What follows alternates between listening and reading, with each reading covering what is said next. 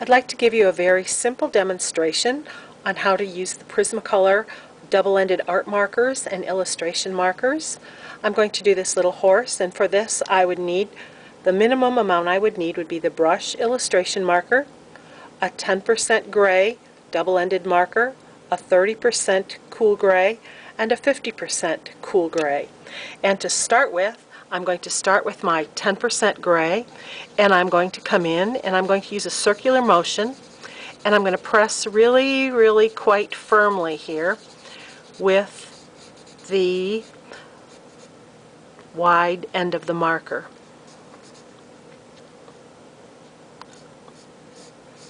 And I had a pony when I was young, and I know there are lots of people out there that still love their horses and love to draw horses and color horses, and so that's why I chose a horse. Next time I'll choose something a little more complicated for those of you that are a little more advanced, and maybe all of you will be more advanced by the time I demonstrate that. So here I'm going to go in, and the whole idea with alcohol-based markers as opposed to watercolor markers is to saturate the paper with alcohol. It's a lot like watercolor. Once my paper is heavily saturated, I am able to mix and blend colors. And it's a little bit different than paint because I don't use primary and secondary. I choose a light and a medium, or a medium and a dark of the same color. Now I'm making my horse a little bit different than that other one, but that's okay. That's the fun of this, and I'll show you some others that I've done when I finish here. Now I'm going to move to the 30% gray, and I'm going to put some shadow areas in. So I'm putting some shadow under the chin here, inside of the ear, side of this ear. Maybe I'll even go down the side of the face here a little bit.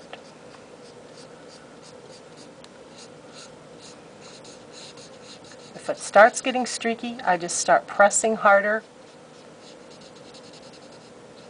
I want to put some shadow here under the mane.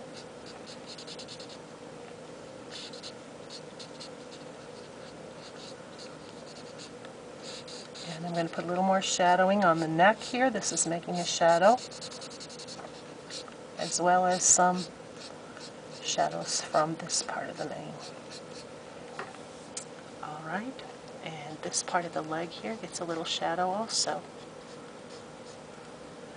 Next I'm going to move to the 50% gray, and I'm going to add even more dark now. You can see how that's blending in there quite nicely.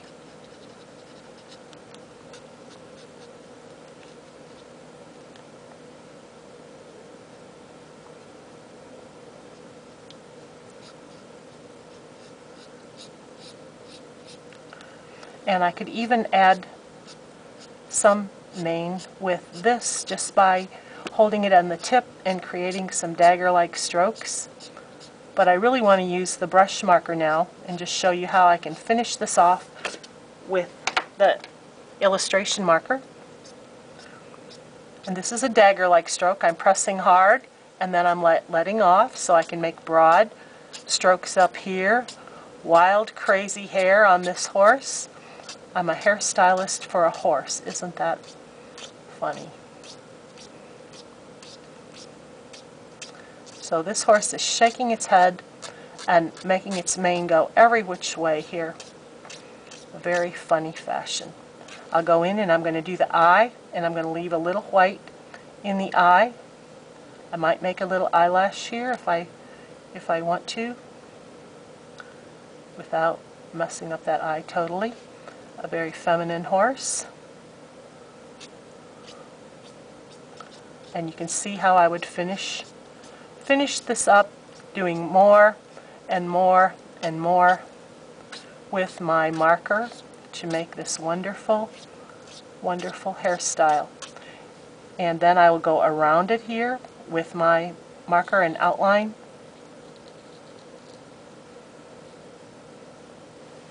And I want to show you my other examples here before I run out of time on my film. So I will do that and let you finish that up.